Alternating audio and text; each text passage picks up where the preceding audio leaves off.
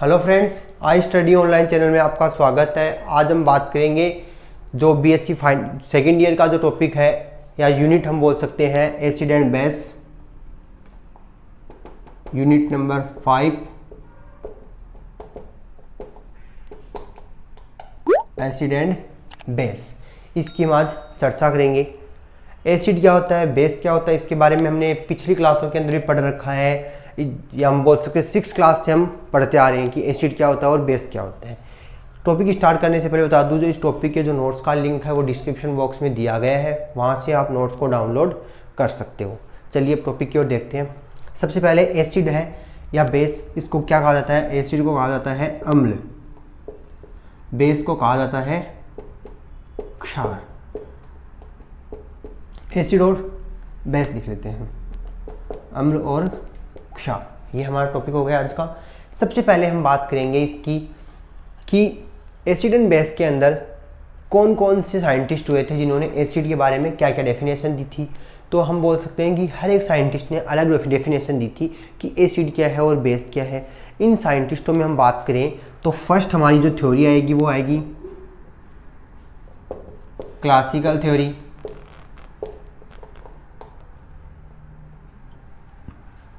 दूसरा Arrhenius theory,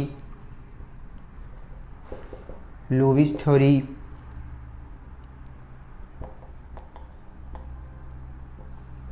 Bronsted theory. इसके अलावा सॉल्यूशन सिस्टम आएगा। ठीक है, तो ये कुछ थ्योरीज हैं जो हम चैप्टर के अंदर पढ़ेंगे। तो इन सब जो थ्योरी है, इन सब के अलावा ही हम इन सब से अलग अलग क्या करेंगे, अम्ल क्या होता है एंड बेस क्या होता है। सभी साइंटिस्ट या सभी थ्योरी के अंदर क्या दिया गया है, अलग अलग डेफिनेशन दी गई है एसिड और बेस की। उन्हीं की हम कंटिन्यूसली चर्चा करेंगे। आज सबसे पहले हम बात करेंगे क्लासिकल थ्योरी की, कि क्लासिकल थ्योरी क्या होती है। उसके बाद हम बात करेंगे आर्रेनियस की, लुईस एसिड की, ब्रोंस्टेड लोरी की, सॉल्यूशन सिस्टम की, जो बोलते हैं विलायक तंत्र, उन्हीं की वन बाय वन हम चर्चा करेंगे। तो सबसे पहले हम बात करते हैं क्लासिकल थ्योरी क्या होती है। क्लासिकल थ्योरी क्या होती है एसिड एंड बेस की, तो यहां लिख लेते हैं एक बार।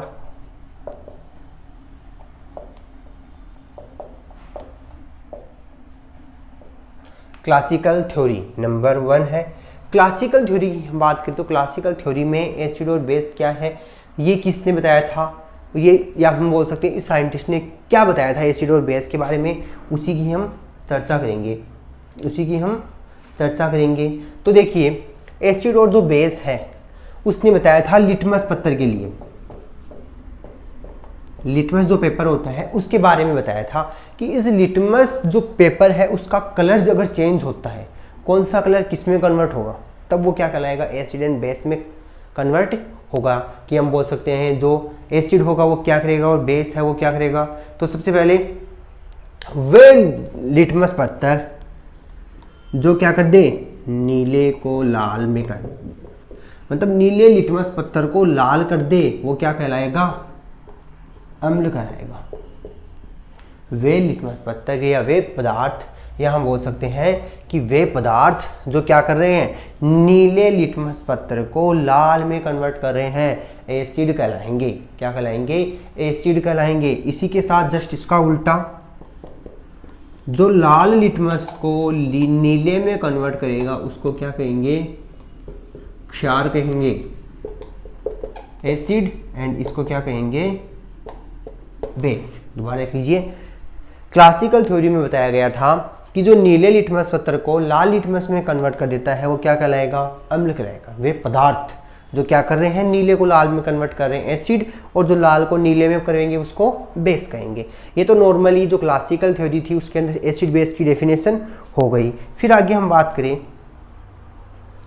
इस सिद्धांत ने क्या बताया था, वे पदार्थ जो क्या करता है, हाइड्रोजन आयन देता है। वे पदार्थ जो क्या करते हैं, हाइड्रोजन आयन देते हैं, वो क्या कहलाते हैं, एसिड कहलाते हैं। या हाइड्रोजन युक्त सभी यौगिक क्या है, एसिड है। लेकिन ये कथन क्या है, सही नहीं है। इस जो क्लासिकल थ्योरी है उसके अंदर क्या बताया गया था, जो हाइड्रोजन आयन देगा, वे पदार्थ या सभी पदार्थ जो क्या कर रहे हैं, हाइड्रोजन आयन दे रहे हैं, वो क्या है, अम्ल है। लेकिन अम्ल के साथ हमें बेस भी चाहिए, OH माइनस के बारे में इसने नहीं बताया था, तो हम बोल सकते हैं जो H प्लस देता है वो अम्ल है, ये सिद्धांत लागू नहीं होता, क्योंकि कई ऐसे भी यौगिक होते हैं जिनके पास H प्लस तो है लेकिन OH माइनस नहीं है, तो ये सिद्धांत यहीं पे खत्म हो गया था। इसके लिए बस यही 2 टर्म काम में ली गई थी कि नीले लिटमस पर वो पदार्थ जो नीले लिटमस को लाल में कन्वर्ट कर देता है एसिड कहलाता है, और लाल लिटमस को नीले में कन्वर्ट कर देता है वो बेस कहलाता है। तो ये तो हो गई थी क्लासिकल थ्योरी की बात। अब इसके बाद हम सेकंड जो है वो है आर्यनीय सिद्धांत, उसकी चर्चा करेंगे। ठीक है, तो क्लासिकल थ्योरी आई होप समझ में आ गई होगी आपको।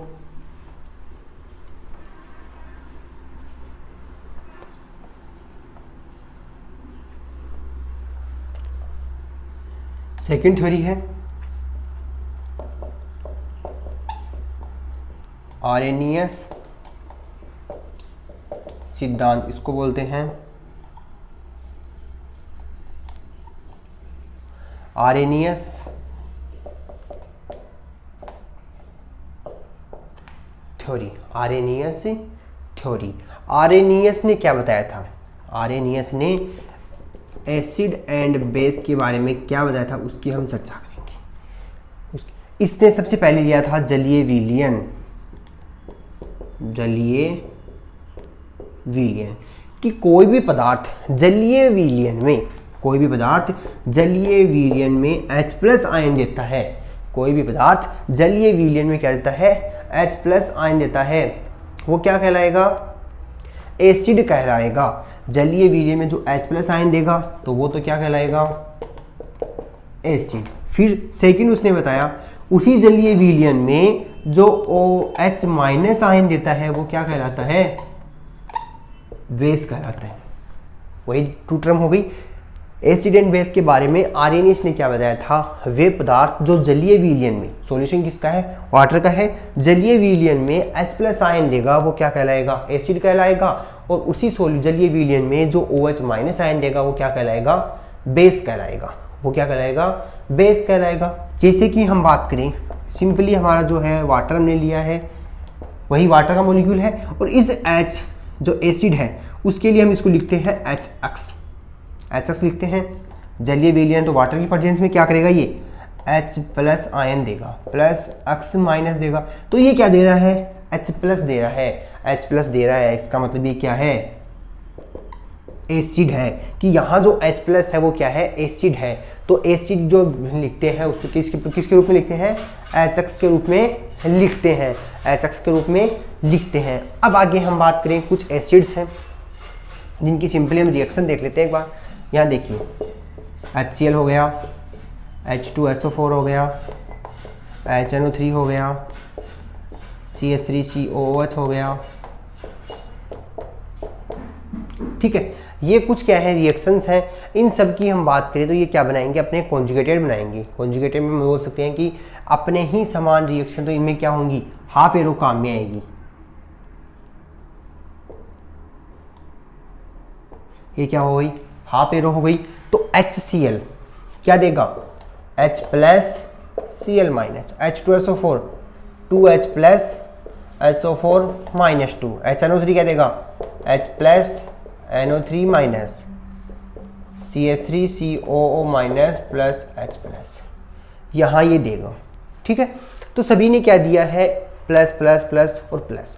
H प्लस दिया है, इसका मतलब ये सारे क्या है? एसिड है। अब हम बात करेंगे इन्हीं एसिड के अकॉर्डिंग कि स्ट्रॉन्ग एसिड कौन सा है और वीक एसिड कौन सा है, तो उसके बारे में हम चर्चा करते हैं।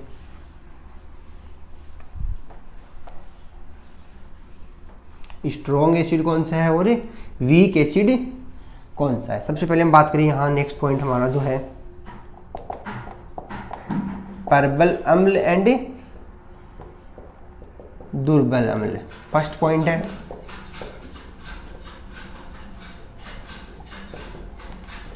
प्रबल अम्ल और दुर्बल अम्ल। अब हम बात करेंगे प्रबल अम्ल क्या होगा, दुर्बल अम्ल क्या होगा, प्रबल अम्ल क्या होगा और दुर्बल अम्ल क्या होगा। तो सबसे पहले हम बात करेंगे प्रबल अम्ल की। वे पदार्थ जिनका जलीय विलयन में क्या हो? पूर्णतया आयनाइजेशन हो जाएंगे। वे पदार्थ जिनका जलीय विलयन, क्योंकि हम यहाँ बात कर रहे थे जलीय विलयन के आर्यनीयस के अंदर, तो तो इसको क्या कहेंगे, वे पदार्थ जो जलीय विलयन में क्या हो, कंप्लीटली आयनी में या आयनों में कन्वर्ट हो जाए, या आयोनाइजेशन की रिएक्शन करे, या आयंस दे। तो जलीय विलयन में जो आयन में टूटता है या कंप्लीटली आयन में टूट जाता है उसको क्या कहेंगे, परबल अम्ल कहेंगे, परबल अम्ल कहेंगे। एग्जाम्पल की हम बात करें तो जैसे HCl, H2SO4। HCl किस में टूटेगा, H प्लस Cl माइनस में, H2SO4 क्या टूटेगा, 2H प्लस SO4 माइनस में। ये दोनों क्या है, परबल अम्ल है, ये दोनों ही क्या है, स्ट्रॉन्ग एसिड है। इसके साथ अब आगे हम बात करेंगे नेक्स्ट परबल अम्ल के बाद दुर्बल अम्ल की। दुर्बल अम्ल, इसको क्या कहेंगे, वीक एसिड, और इसको कहेंगे स्ट्रॉन्ग एसिड। वीक एसिड की हम बात कर रहे हैं तो क्या कहेंगे, वे पदार्थ जो जलीय विलयन में पूर्णतः आयनों में कन्वर्ट नहीं होते, पूर्णतः आयनों में कन्वर्ट नहीं होते, वो क्या कहलाएंगे, दुर्बल अम्ल कहलाएंगे। इसके लिए हम एसिड लेंगे, एसिटिक एसिड, तो CH3COOH, इसका क्या होगा, पूर्णतः आयोनाइजेशन नहीं होगा। तो यहाँ से देखिए CH3COO negative plus H plus, ये भी देने को तो क्या दे रहा है, H प्लस दे रहा है, लेकिन इनका क्या हो रहा है, पूर्णतया आयनाइजेशन नहीं हो रहा, कंप्लीटली आयनों में कन्वर्ट नहीं हो रही, इसलिए इसको क्या कहा जाता है, वीक एसिड, दुर्बल अम्ल कहा जाता है। और जिनका कंप्लीटली आयनाइजेशन हो जाता है, ये पूर्णतया आयनों में कन्वर्ट हो जाते हैं, उन्हें क्या कहेंगे, परबल अम्ल कहेंगे। तो यहाँ तक परबल अम्ल और दुर्बल अम्ल में जो डिफरेंस है होता चल गया होगा, जो आयनों में कन्वर्ट नहीं होता, या फिर पहला जो है परबल अम्ल जो क्या हो, जलीय विलयन में कंप्लीटली आयनों में कन्वर्ट हो जाता है, कंप्लीटली आयनों में कन्वर्ट हो जाता है, हम बोल सकते हैं 100% क्या दे, आयंस दे, 100% क्या दे, आयंस दे, वो तो क्या कहलाएगा, परबल अम्ल कहलाएगा, स्ट्रॉन्ग एसिड कहलाएगा। दूसरा हम बात करें जो 100% आयंस नहीं देता, 100% आयन नहीं देता, वो क्या कहलाएगा, दुर्बल अम्ल, वीक एसिड कहलाएगा। इसका एग्जांपल हमने लिया एसिटिक एसिड। एसिटिक एसिड क्या करता है, इसी जलीय विलयन की प्रेजेंस में, तो यहाँ क्या लिखेंगे, वाटर लिख लेंगे, जलीय विलयन ले रहे हैं, जलीय विलयन की प्रेजेंस में क्या देगा, CH3COO negative plus H plus देगा। तो यहाँ पर परबल अम्ल और दुर्बल अम्ल की हमने चर्चा कर ली। इसके बाद हम आगे नेक्स्ट हम बात करेंगे जो प्रबल क्षार और दुर्बल क्षार है उनकी, प्रबल क्षार और दुर्बल क्षार है उनकी। तो इससे पहले मैं बताऊं कि प्रबल अम्ल की बात करें तो ये सारे क्या दे रहे हैं, H प्लस दे रहे हैं, H प्लस दे रहे हैं, H प्लस दे रहे हैं, इसका मतलब ये क्या है, एसिड है, इसका मतलब ये क्या है, एसिड है। आगे हम बात करें जो नेक्स्ट पॉइंट है परबल,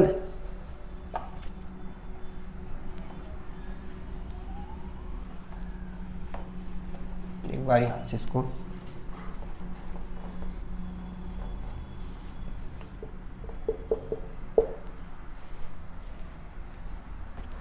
प्रबल क्षार एंड दुर्बल क्षार, strong base and weak base. अब देखिए स्ट्रॉन्ग बेस क्या होता है और वीक बेस क्या होता है। तो strong base and weak base की हम बात करें तो पहले प्रबल क्षार की बात कर लेते हैं। तो वो भी क्या है, जलीय विलयन है।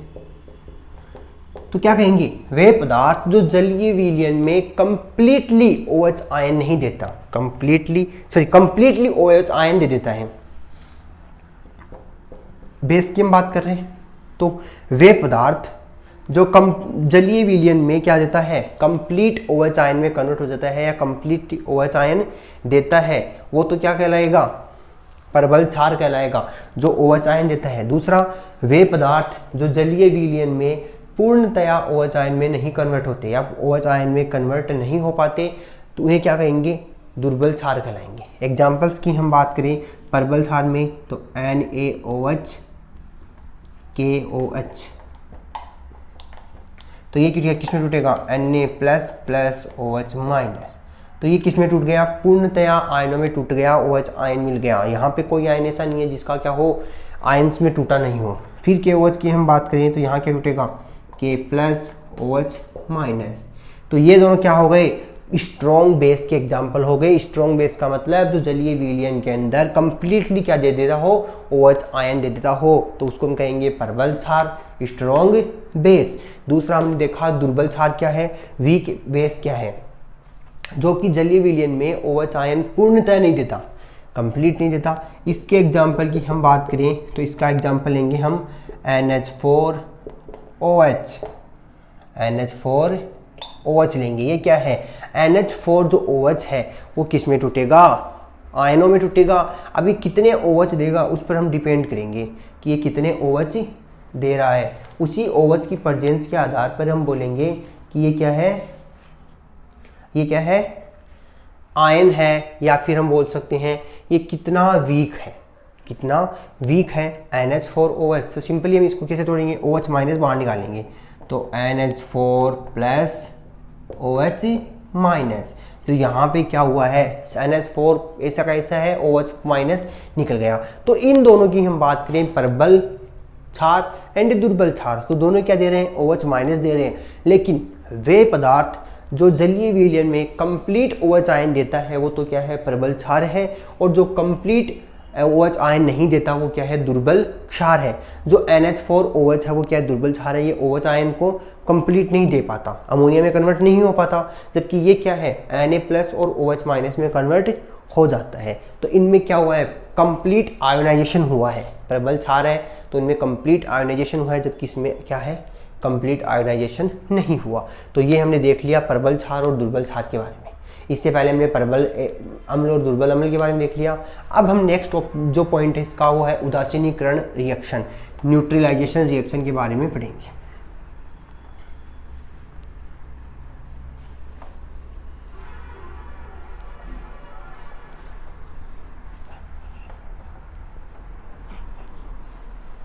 नेक्स्ट इसी की रिएक्शन है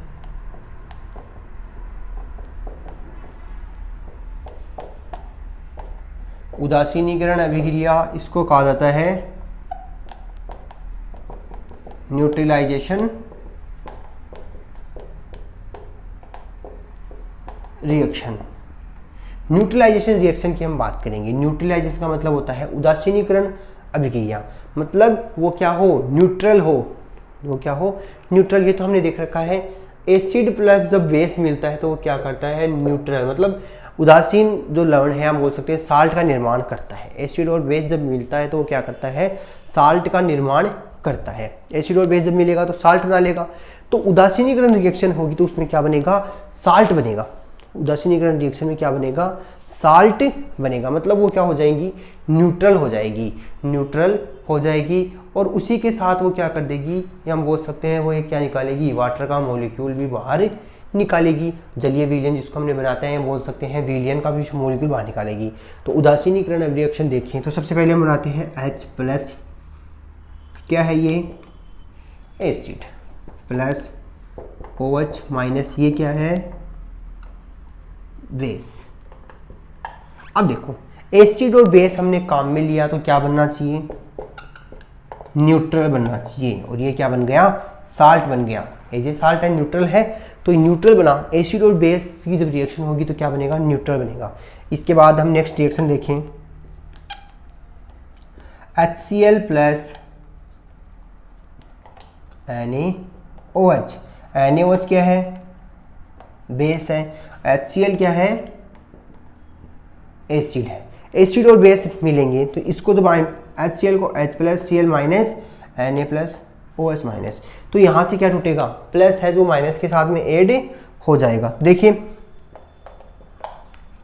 H प्लस क्या है, H प्लस, ये H प्लस किसके रूप में टूट जाएगा, आयंस के रूप में टूट जाएगा। HCl plus H2O plus NaCl, H2O plus NaCl। देखिए HCl टूटा तो H प्लस किससे रिएक्शन करेगा, इस नेगेटिव से, और ये Na प्लस किससे बनाएगा, इस नेगेटिव। तो NaCl का मॉलिक्यूल बाहर निकलेगा और एक वाटर का मॉलिक्यूल बाहर निकलेगा, तो वाटर तो क्या बन गया यहाँ पे न्यूट्रल या सॉल्यूशन, और ये NaCl क्या बन गया, साल्ट बन गया। ये तो क्या बन गया, साल्ट, और ये हमारा क्या बन गया, वाटर का मॉलिक्यूल बाहर निकल गया। या फिर हम इस एरो को इस टाइप से भी लिख सकते हैं, क्योंकि ये रिएक्शन क्या होती है, रिवर्स होती है, फिर भी ये लिख लेते हैं, ठीक है। तो देखिए उदासीनीकरण रिएक्शन हमने देखा कि जब एसिड और बेस को जब जोड़ा जाता है या एसिड और बेस जब रिएक्शन करते हैं तो वो क्या बनाते हैं, न्यूट्रल बनाते हैं। एसिड और बेस जब रिएक्शन करेंगे तो क्या बनाएगा, न्यूट्रल बनाएगा, मतलब उदासीन अणु का निर्माण करेगा। एसिड और बेस जब रिएक्शन करेंगे तो क्या बनाएगा, उदासीन अणु का निर्माण करेगा, और यह उदासीन अणु क्या होगा, न्यूट्रल होगा। साथ में क्या निकालेगा, वाटर का मॉलिक्यूल। तो सबसे पहले हमने रिएक्शन करवाई H+ जो क्या है एक एसिड है, OH- जो क्या है एक बेस है। एसिड और बेस रिएक्शन करेंगे तो क्या बनाएंगे, वाटर का मॉलिक्यूल बना लेंगे। फिर नेक्स्ट रिएक्शन हमने देखी, एक लिया हमने एसिड HCl जो क्या है कि स्ट्रॉन्ग एसिड है, और NaOH जो क्या है स्ट्रॉन्ग बेस है। स्ट्रॉन्ग एसिड और स्ट्रॉन्ग बेस की रिएक्शन करवाई तो भी क्या बना, न्यूट्रल बना, NaCl जो क्या है कि साल्ट है, नमक है, ठीक है। साथ में क्या निकला, H2 भी निकल गया, वाटर का मॉलिक्यूल जो निकला है। तो ये हो गई न्यूट्रलाइजेशन रिएक्शन। तो यहाँ तक हमने बात कर ली कि आर्रेनियस जो है, आर्रेनियस ने अपनी जो थ्योरी के अंदर क्या बताया था एसिड और बेस के बारे में, जलीय विलयन के अंदर। ये तो उसने क्या लिया था, जलीय विलयन लिया था, और जलीय विलयन के अंदर ही उसने अपनी एसिड और बेस की थ्योरी दी है कि एसिड जो है, बेस जो है वो क्या करता है, जलीय विलयन में क्या करता है, काम करता है। जलीय विलयन में वो क्या देगा, H+ देगा और OH- देगा, ठीक है। तो ये उदासीनीकरण रिएक्शन कंप्लीट। इसके बाद हम बात करते हैं उसके कुछ दोष की, कि उसकी कौन सी कमी रह गई थी जिसके कारण वो आगे नहीं चल पाया या आगे काम में नहीं। आगे हम बात करें कि जो इसकी उपयोगिता है उसके बारे में हम बात करें तो इसने जो जलीय माध्यम जो लिया है, जलीय विलयन लिया है, उसके लिए इसने वियोजन स्थिरांक को काम में लिया, और वियोजन स्थिरांक के रूप में हम बात करें तो ये किस में कन्वर्ट होता है, वियोजन स्थिरांक जो है वो क्या करता है, एसिड और बेस की थ्योरी में काम में लिए जाते हैं। तो देखिए यही हम सिंपली देख लेते हैं वियोजन स्थिरांक के बारे में। वियोजन स्थिरांक क्या होता है, पहले हम रिएक्शन ले BOH, ये किस में टूटेगा, B+OH- में, इसको बोलते हैं Ka, B+OH-, तो Ka बराबर BOH B+OH-,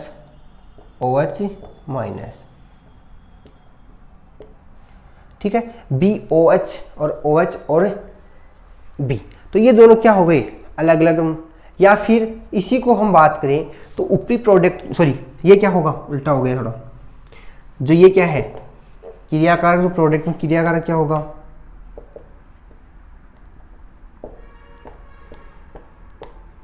नीचे क्या होंगे साथ में,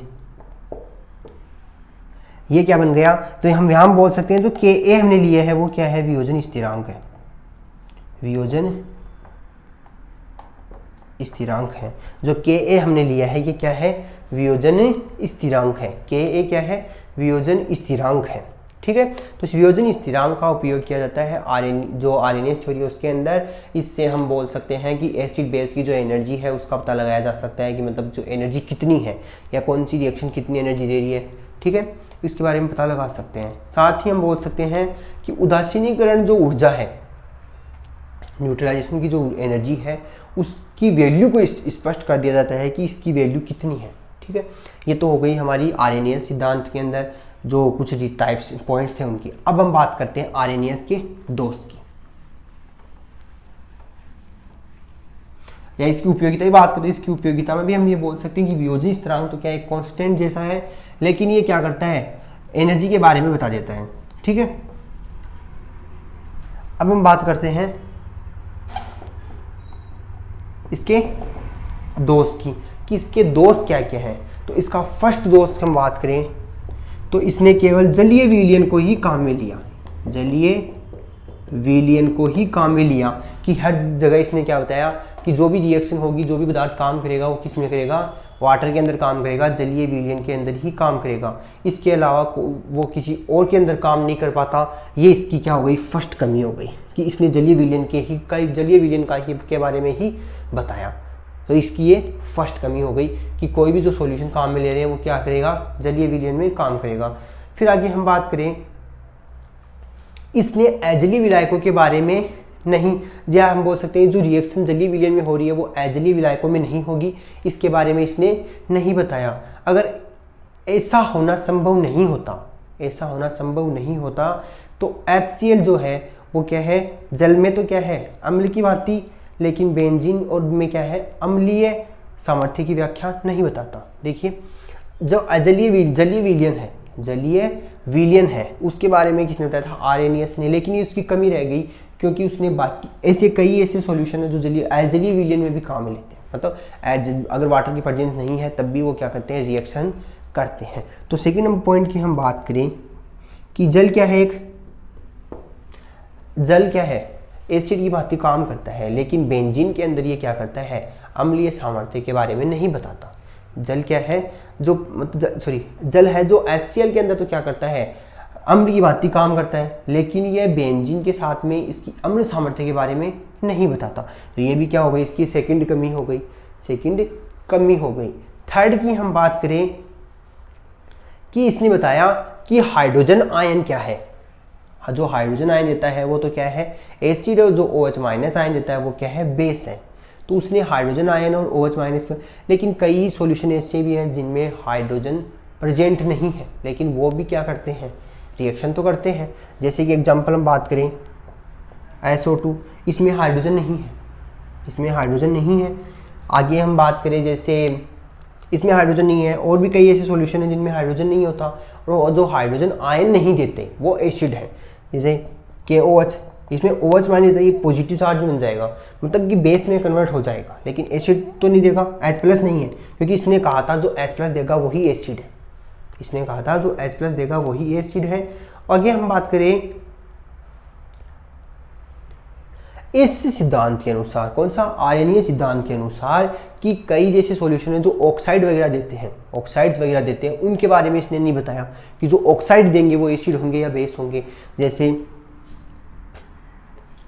SO3 है, ये किस में कन्वर्ट होता है, SO2+O में, मतलब ऑक्साइड के रूप में बाहर निकलता है। या फिर सल्फर डाइऑक्साइड है, इसने ये नहीं बताया कि जो ऑक्साइड देगा वो एसिड होगा या बेस होगा, ये भी इसकी क्या हो गई थी, कमी हो गई। तो ये हमने आरएनएस की कुछ कमियां देखी, इन कमियों के बेसिस पे हम बात कर सकते हैं इनमें कुछ इम्प्रूवमेंट करके नई थ्योरी दी गई थी, आरएनएस के बाद में। तो आज की इस जो भी क्लास है, आज की इस वीडियो के अंदर हमने देखा कि आरएनएस थ्योरी क्या होती है और क्लासिकल थ्योरी क्या होती है, दोनों की हमने चर्चा कर ली। क्लासिकल थ्योरी की बात करें तो उसके अंदर केवल हमने एसिड और बेस के बारे में ही उसने बताया था, उसकी जो थ्योरी थी वो वहीं क्या हो गई थी, स्टॉप हो गई थी, रुक गई थी, क्योंकि उसने कुछ ऐसे तथ्य दे दिए थे जो आगे लागू नहीं हो रहे थे। उसके लिए इतना ही काफ़ी था, या उस थ्योरी से हम इतना ही काम में लेंगे कि जो नीले लिटमस को लाल में कन्वर्ट करता है वो क्या कहलाता है, और लाल को नीले में कन्वर्ट करता है वो क्या कहलाता है। वो हमने क्लास के अंदर पहले ही देख लिया है, क्या कहलाएंगे वो वहाँ देख लीजिए। फिर हमने आरएनएस के बारे में देखा, तो आरएनएस ने एसिड बेस के बारे में क्या बताया वो देख लिया। इसके कुछ पॉइंट थे, प्रबल अम्ल और दुर्बल अम्ल क्या काम करता है, प्रबल क्षार दुर्बल क्षार क्या काम करता है, न्यूट्रलाइजेशन रिएक्शन क्या होती है, और इसकी जो कमी क्या क्या थी वो हमने कंप्लीटली देख ली। तो ठीक है, आई होप क्लास आपको पसंद आई होगी। अगर पसंद आए तो लाइक एंड शेयर जरूर करना, चैनल पे नए हो तो चैनल को सब्सक्राइब करना, ताकि आने वाली वीडियो का जो नोटिफिकेशन है वो आपको मिलता रहे। धन्यवाद।